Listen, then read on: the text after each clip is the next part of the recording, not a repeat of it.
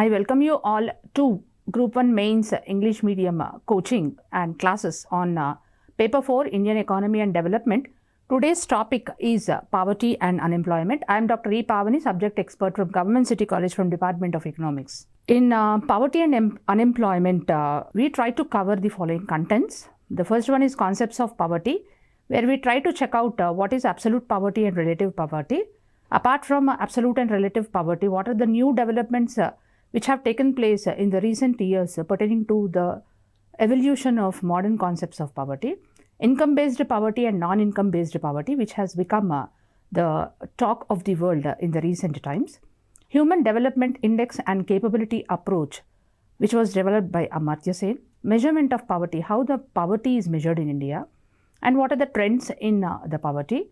Concept and types of unemployment, estimates of unemployment, and trends of unemployment. These are some of the important contents which are going to be covered in concise manner so as to encourage you to provide you an idea pertaining to how you can prepare the analysis for each and every question which is going to be asked under poverty and unemployment under Indian economy. If you come to the definition and relevance of poverty and unemployment, you can see here the definition of the poverty. Poverty can be defined as a situation where people are unable to meet or satisfy basic needs of life. Every human being has food, clothing, and shelter as basic needs.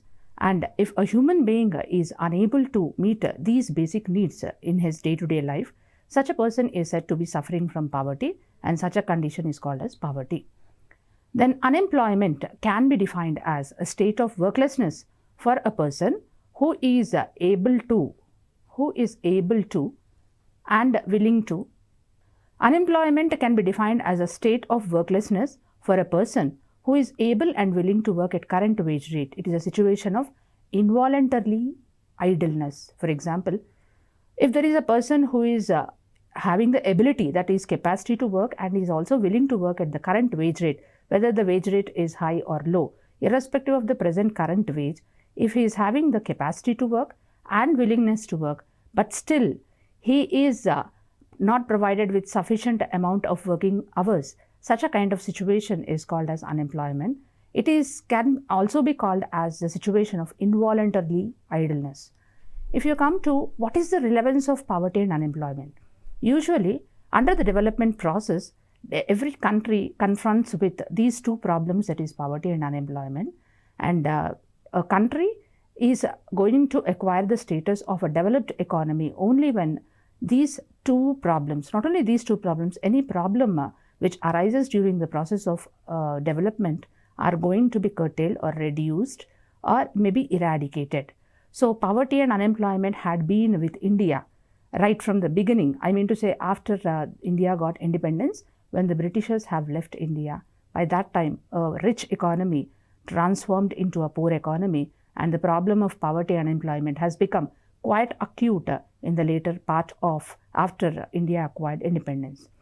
So eradication of poverty and unemployment will help in the attainment of social justice and equal opportunities.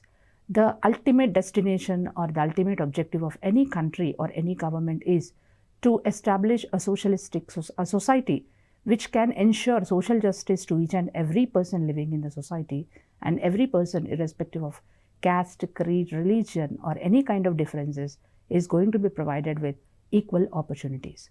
So in the context of attainment of social justice and equal opportunities, poverty has to be eradicated, unemployment has to be reduced, more people should be provided with social justice, and people should be made to live happily, able to meet their basic necessities of life by providing with sufficient amount of salaries in the form of provision of number of working days, which is going to ensure good amount of standard of living for the population of any country as such.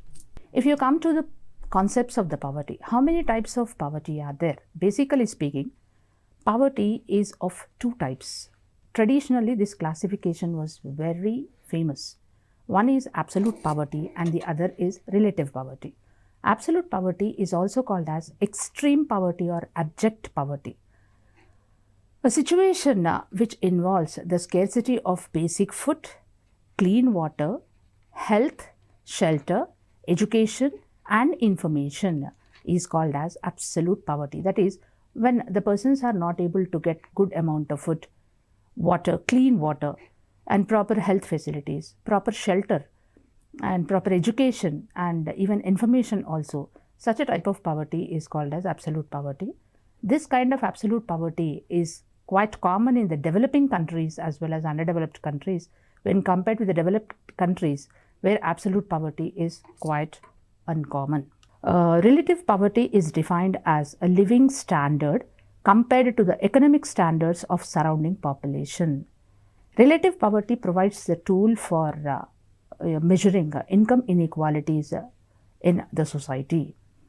Relative poverty can prevail even in the developed countries, and the quantity or the intensity of relative poverty is more in developing countries when compared with the developed countries. It is measured as a percentage of the population with income less than some fixed proportion of median income. For example, if you take the three important classes into which the society is classified as lower income category people and middle income category people and high income category people, and a degree of comparison is utilized when compared with the higher degree category of the society.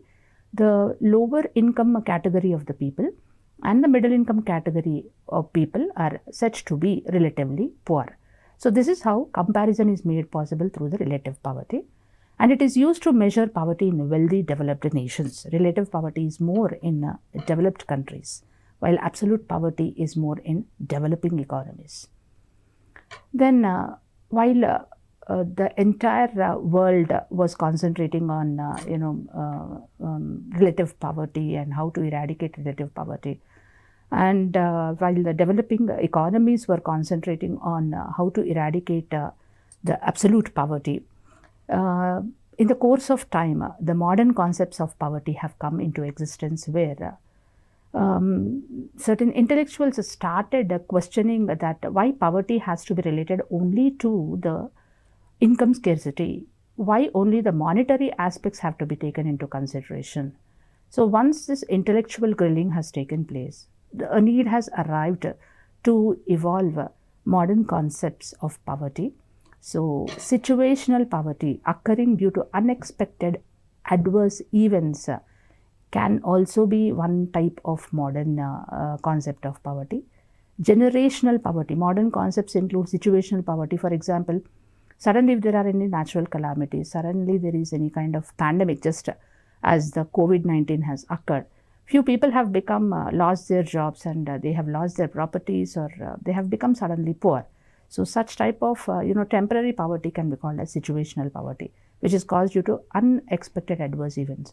If you come to generational poverty, from one generation to another generation, this problem of poverty is carried forward or is given as a property of inheritance.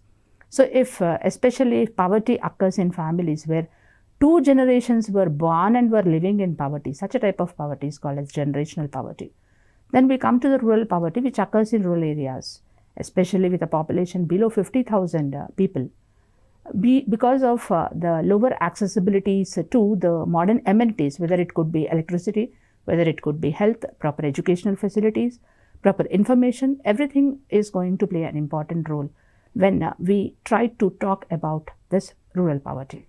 Coming to the urban poverty occurs in metropolitan areas with over 50,000 population in the form of limited accessibility, inadequate housing in the form of clumsy living conditions in slum areas, overcrowding and less social protection. So these are some of the important modern concepts of poverty which have come into existence with the changes in the time, changes in the traditions of the society, changes in the conceptual aspects in which poverty was looked upon. So modern concepts include the situational poverty, generational poverty, rural poverty and urban poverty. If you come to the trends in poverty, what do you mean by trends in poverty? Whether the poverty since times immemorial or maybe since 1947 onwards, basically if we speak about the development of the Indian economy. What was the trend in the poverty? Was it a positive trend, and was it a negative trend, or was it a neutral trend? Positive trend is whether it was increasing, negative trend whether it was decreasing, and neutral trend neither increasing nor decreasing, but it is remaining at the same level at which we have started the planning process for curtailing and reducing this poverty. So Asian Journal of Research on Business Economics and Management has given information about the poverty trend in 7 decades from 51 to 2011, almost 70 years. What had been the improvement in controlling the poverty? Overall incidence of poverty declined in urban areas and even rural India. Incidence of poverty is nothing but the number of head count ratio. Head count ratio is number of heads who are counted counted as the people or number of persons suffering from the problem of poverty.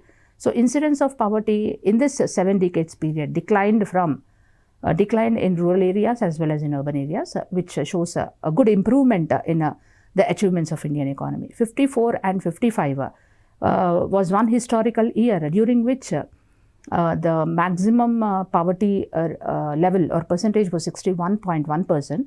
And if you take 66 and 67, it is another historical year which has notified the highest amount of poverty in India, that is 62%. That means out of every 100, 62 people were suffering from absolute poverty. That is, they were not in a condition to get even the basic necessities of the life, and remaining, I think 38% were above the poverty line. So till mid-60s, poverty fluctuations were there. That is, sometimes poverty was increasing, sometimes poverty was decreasing, but no significant trend was noticed or shown till 1960s. Then if you take 70s and 80s decades,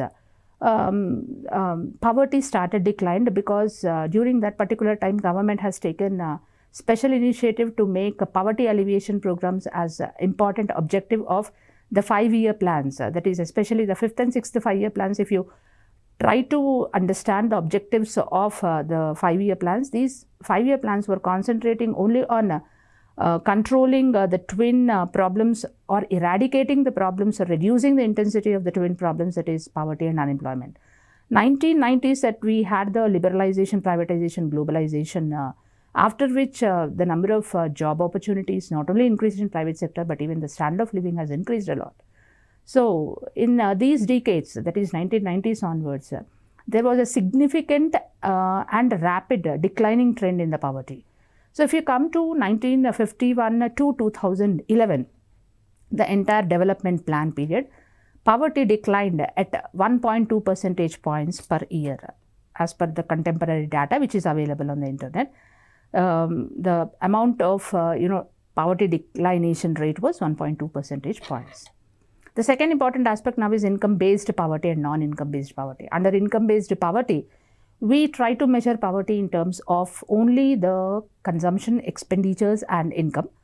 And under non-income based poverty, we try to measure poverty based on non-income aspects such as education, life expectancy and accessibility to safe drinking water, etc. kinds of things.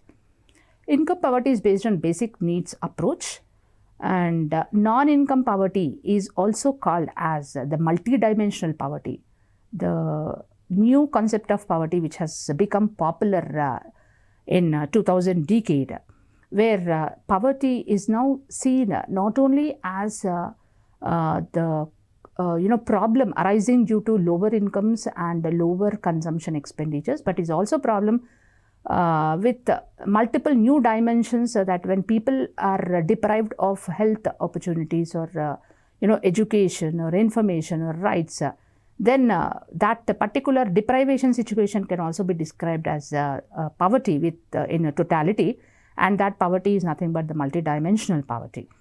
So monetary aspects are prioritized by income-based poverty, and non-income based poverty prioritizes non-monetary aspects. Irrespective of this difference, both are interrelated, and those who are multidimensionally poor need not be income-based poor. So people can have good incomes, but still they may suffer from multidimensional poverty. They may be deprived of certain rights. They may be deprived of the possibility of getting a proper quality education. They may be deprived of getting quality health facilities. Then such kind of people, in spite of having good incomes or proper incomes, they can become multidimensionally poor. And increase in income levels can reduce even the incidence of MDP, that is multidimensional poverty. If we need to check out this multidimensional poverty and reduce the intensity of the multidimensional poverty, one of the important ways is to reduce the income-based poverty, because increase in incomes generally is going to open up the avenues for the purpose of reducing the incidence of multidimensional poverty. Then Human Development Index and Capability Approach. This capability approach was popularized by Amartya Sen, who has received a Nobel Prize in 1998 for his contribution towards welfare economics. He was the first person who has talked about a new approach, that was the capability approach. And he defined poverty as deprivation of persons' capabilities to live the life they have reason to value. So everybody will be living a life, and they want to value their life. But when they try to value their life and look towards life with a positive, significant attitude, they may be deprived of this looking towards the life because of the scarcity or deprivation of certain capabilities, which are called as persons' capabilities. And Human Development Index is a holistic kind of thing and a far-ranging approach also, which proposed the 5 freedoms which are important for a person to lead a happy life, where he can look towards his life as a very valuable life when he is not going to have these 5 freedoms deprived. What are these 5 freedoms? The first one is political freedom, especially civil rights, and economic facilities, especially access to credit. Everybody wants to have accessibility to credit for the purpose of opening up new businesses and eking out their living. Social opportunities, especially accessibility to good education, proper nutritious food, proper health, and other facilities which include information also, and accessibility even to technology in this information technology age. Transparency in relation, that is a society or every person wants to have a transparent relationship with the government, where they want to know what the government is doing for establishing a welfare society, guaranteeing social justice and equal rights. And in the same way, they also want that a kind of a government which is free of corruption and red tapeism, which is going to work towards the benefit and the betterment of not only the country but even its people also. And coming to the next one, protective security, that is people also want to have social security measures in case they suffer from other deprivations, and these social security measures may include unemployment doles or widow pensions or old age kind of security kind of things. So Amartya Sen, in collaboration with the political philosopher Martha Nussbaum, development economist Sudhir Anand, and economic theorist James Foster, emphasized that capabilities approach is a paradigm policy, an important policy, a newly shifted policy to the development of the human being. So this research inspired the United Nations for the creation of Human Development Index, and Human Development Index is a popular measure of human development that captures the capabilities in health, education, and income. Then what is the Human Development Index and how it is computed? It is a statistical tool which is a composite index of 3 important aspects, that is life expectancy, next is education, third is per capita income. Then it was developed by Pakistani economist Mehboob-ul-Haq in 2010, and this was popularly employed by United Nations Development Program. And since 2010, UNDP is using this Human Development Index for the purpose of calculating the Human Development Index rates of each and every country of the world. In 2022, the contemporary data tells that Norway topped the list by a score of 0.957, followed by Australia and Switzerland. And if you take the position of India ranked 132nd in 191 countries. And pertaining to the education dimension of Human Development Index, the mean years of schooling is taken into consideration. Pertaining to health, life expectancy at birth is taken into consideration. Pertaining to income, gross national income per capita is taken into consideration. So these 3 indicators a geometric mean of these 3 indices is taken. A geometric mean is nothing but it's a cube root of the product of 3 indices gives the value of Human Development Index. Then coming to the next part, how do we measure this poverty? Poverty, we have seen different concepts. We have seen the trends in the poverty. We have seen the modern concepts of poverty and the Human Development Index, which is popularly adopted by the entire world for measuring their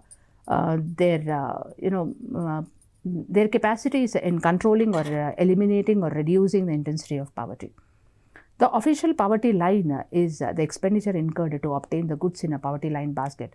So, basic necessities are like food, clothing and shelter are how much a person requires per day is calculated, and depending upon that the expenditure that is the price into quantity, the value is taken, and depending upon that aspect the poverty line is drawn or the poverty line is constructed depending upon the expenditure that has to be made by a person for getting these minimum basic needs.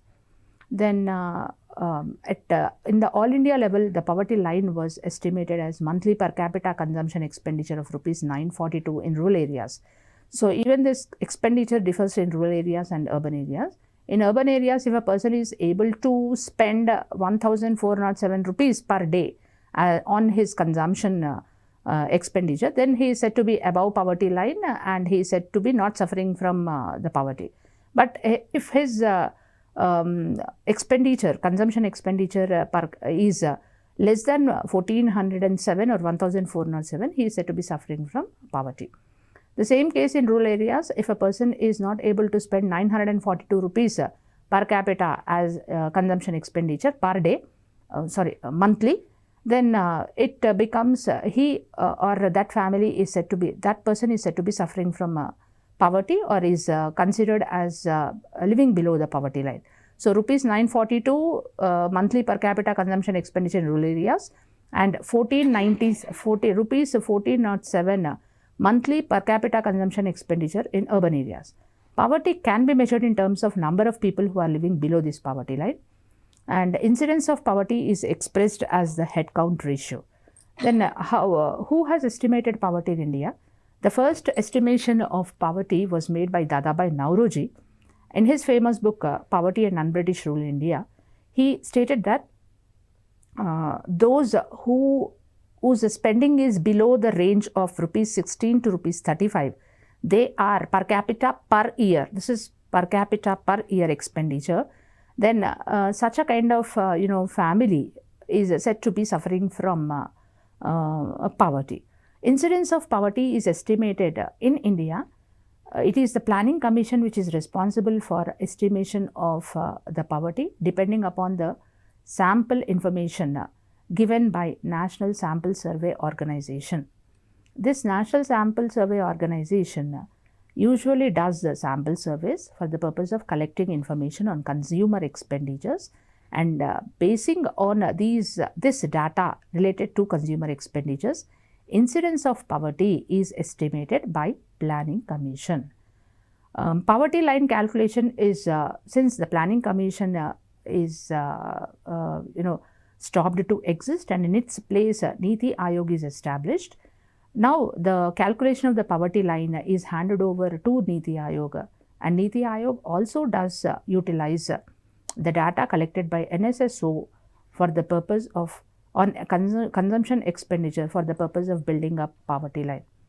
The National Planning Committee, rupees 15 to rupees, that is this particular point tells us what were the attempts that were made for the purpose of estimating poverty in India apart from 𝗧𝗦𝗔𝗧 𝗚𝗏. After 𝗧𝗦𝗔𝗚 𝗚𝗏, National Planning Committee estimated that those whose capacity is to spend rupees 15 to rupees 20, they are said to be above poverty line, and those whose capacity is to spend lesser than this particular range of rupees per year, then such family is said to be suffering from poverty. Dandekar and Rath 2250 calories. Then Alak Committee, then Lakdawala Committee, Tendulkar Committee. So, these were some of the committees which have made trials for the purpose of estimating poverty in India. You can see the table over here, which tells us in 1951, the rural poverty was 47.3, urban poverty was 35.4. So urban poverty was comparatively lesser than the rural poverty, and total poverty happened to be 45.31%. That is, out of every 100 persons, 45 persons were suffering from poverty. 2021, 25.7 were suffering from rural poverty, and urban poverty 13.7. Total poverty was 21.9. So due to the efforts made by the government in the form of implementation of the 12 5-year plans and prioritizing poverty alleviation programs, implementation of poverty alleviation programs and reduction of unemployment problem in India, possibly the positive effect was we were able to reduce the percentage of poverty from 45.31% to 21.9%. And if we come to the types of unemployment, so unemployment is an indicator of labor market conditions. Less employment means lower economic performance and leads to social distress and political turmoil. It reduces tax revenue and strains the government resources, harms country's reputation. So unemployment problem, if it is going to prevail in the economy, it is going to give these negative effects. Then we have different types of unemployment: cyclical unemployment caused by business cycles, frictional unemployment caused by shift of the labor for personal reasons or better opportunities from one job to another job, structural unemployment caused because of the structural backwardness of the economic system, underemployment caused due to lesser working hours resulting lesser pay, hidden unemployment when people do not belong to labor market statistics and are willing to work if chance given, seasonal unemployment caused due to off seasons. Disguised unemployment is a special type of unemployment which prevails in the agricultural sector of the Indian economy, where the additional laborers who are, or the marginal laborers or additional laborers who get employed in the agricultural sector, their contribution or their marginal productivity will be zero, but still they will be continuing in the employment or in the agricultural production. So even if we are going to remove these marginal farmers or extra laborers, agricultural production will not become zero. It remains stable. So such kind of extra people who are not adding anything to the agricultural production are considered as disguisedly unemployed. How the calculation of unemployment rate is done in India? Total labor force is equal to total employed labor plus total unemployed labor. If, for example, there are 10 million total labor employed and 0.5 million total unemployed labor, total labor force will be 10.5 million, and rate of unemployment, total labor unemployed divided by total labor force multiplied by 100. Here 0.5 million are labor unemployed, 10.5 million are the total labor force. When multiplied by 100, 4.7% is the unemployment rate. So quickly review, glance towards the causes of unemployment. Unemployment is caused because of high interest rates, which does not allow the firms to come forward for establishing more number of firms. A recession, which is also called as sluggish growth. Population increase, technological advancements and lack of skills, underdeveloped labor markets, and every economy, in spite of attaining higher growth rates, still suffers from some kind of unemployment, and that kind of unemployment is called as natural rate of unemployment. Estimation of unemployment in India. Ministry of Labour and Employment collects data and compiles and publishes unemployment rate in India every 10 years.